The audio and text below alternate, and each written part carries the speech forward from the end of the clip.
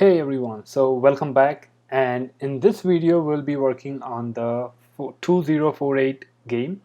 So if you don't know what exactly it is, so let me show you an example. So this is a game, a mathematical game where you are supposed to reach to 2048 number.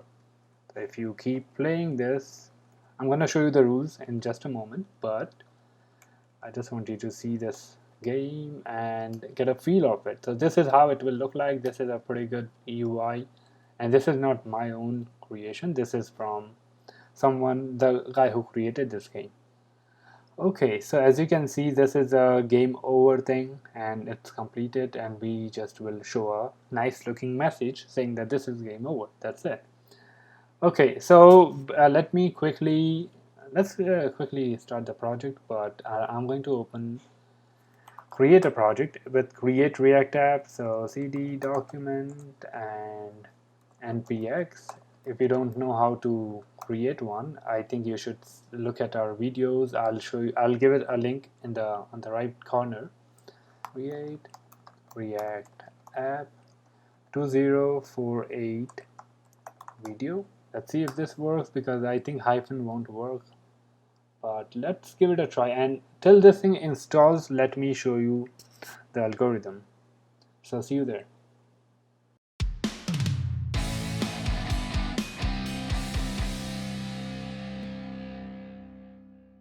Don't forget to press the subscribe button and click the bell icon to stay up to date with all our videos.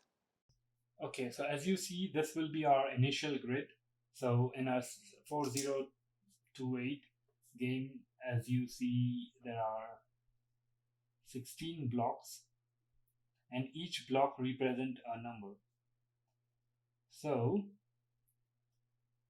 as you see here, initially everything will be 0 or will be empty. So you can have that as a ternary operator. If it's 0, show it as an empty block.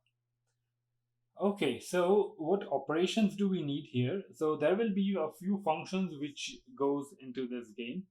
So first function is initializing a grid. So initialize a grid with all zeros, as well as you need to put two randomly placed numbers, which could be either 2 or 4. So even these instructions will put it in the game, so you can see and you know how to play it. So that's pretty much it. So any randomly placed 2 or 4. So whenever you place these numbers there, the game is started. Now what you need to do is you need to play with the arrow keys. So left, top, bottom, and right. So for every key press, you will be having a function. So swipe left, swipe right, swipe up, swipe down. So these are all the functions which takes the content in the grid to the top part if it's swipe up, left part if it's swipe left, right and bottom as respectively. Okay, so there is another function which is going to check if there's a game over. So what happens is at the end of the game, you'll see that when all the blocks are filled with some number and you don't have any space to add another number. So there could be a possibility that you are not able to add another number, because let's assume that the left row is row or column. It's 2 2 2 2. So in this case, you cannot add another number. But the thing is that if you swipe down or if you swipe up, this will change to 4400 for up and 0044 for down. So in this case, you need to figure out what logic you will have to check if the game is over. We already did that. I'll give you the function to work with it, so you don't need to worry about it. And the last thing is about reset. When you reset, it is more like initializing the grid and put place in two numbers. So as we do in the first place. So I'll go through that, but okay, that's it for the function. But let's go ahead and see what we have for how are we going to do the swipe left first. So there was one issue which I did. As you know, that React is more of a it's a states are immutable, right? You cannot mutate a state. If you mutate it, there will be problems. So that's exactly what happened to me.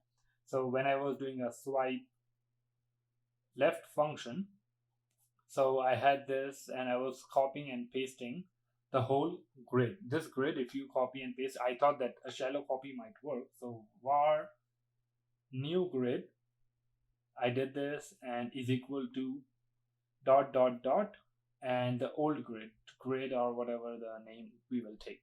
So I did that, and this is a shallow copy which we are taking, and I performed all the functions and everything.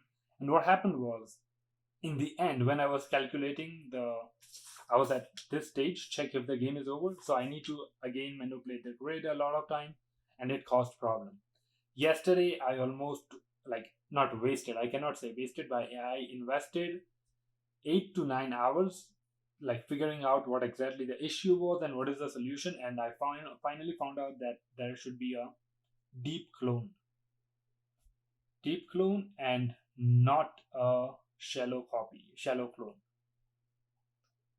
The reason is that when you have a nested array or nested object, so in that case what happens is it is going to take a clone of the outer parent. So it will change the reference of the outer parent, but the reference of the inner parent will stay the same. So in that case I had to figure out, and I not created, but because I used Lodash, but there were other ways to deep copy an array of array. So that's what I did, and this totally not wasted, but it was a total mess. I had to write my code from scratch again. So anyway, that's another story. So let's go ahead and think of a function in which we are going to swipe left. So imagine this is an array, the top portion of an array. So you don't need to take all the items from an array. We'll just discuss about one, and because that the same thing happens for all of them, right? So in this case it will be the first one, 0 0 0 0. So initially nothing will happen, because if it's like there is no movement possible, then in that case keep the array as it is. But let's say if we were having 0 2, in this case 2 gets shifted on the left if we have a left arrow, right? And because right now we are just thinking of left, so let's do that. So the output should be 2 0 0 0. If there is 2 2 0 0, in this case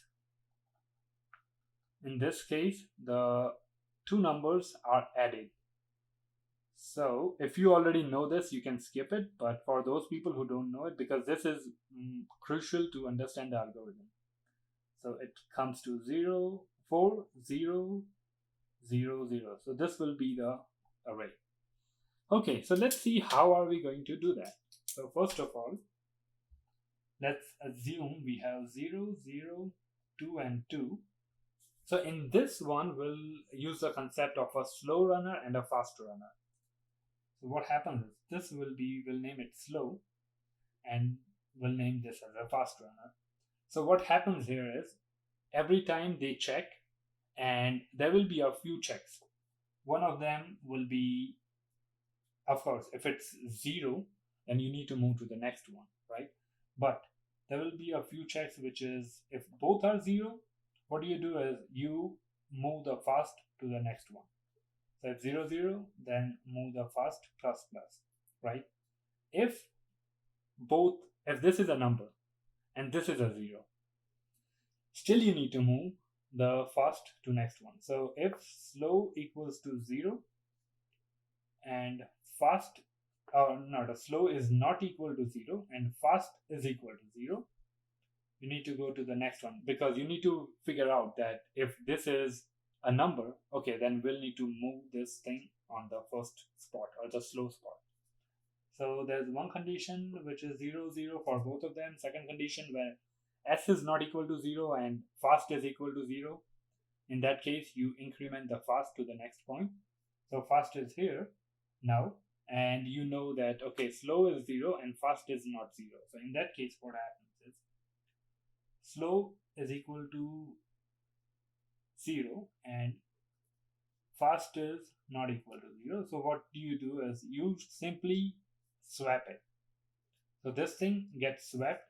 So item at slow is equal to item at fast. And what you do next is move the slow pointer, increment it by 1. And but before this incrementing, you need to increment the fast to the next position. So not exactly this one, but next to slow. So but yeah, if we are incrementing it, I think it will, if you increment fast is equal to slow plus 1, this should work. Okay, this is good. This is what we want. So you increment the fast by 1 after this is done. Okay, so this will work. So this is the third case. And let's think of another case. If there are, okay, so there's one more case, which is if slow is not equal to 0 and fast is not equal to 0. In this one, you check two things. First is either slow equals to fast. In this case, what you do is you add item or at slow is equal to item at slow plus item at fast, right? So you add the two items. So for example, 2200. So slow, fast. In this case, item is not equal to 0. Item at slow is not equal to 0 and item at fast is not equal to 0.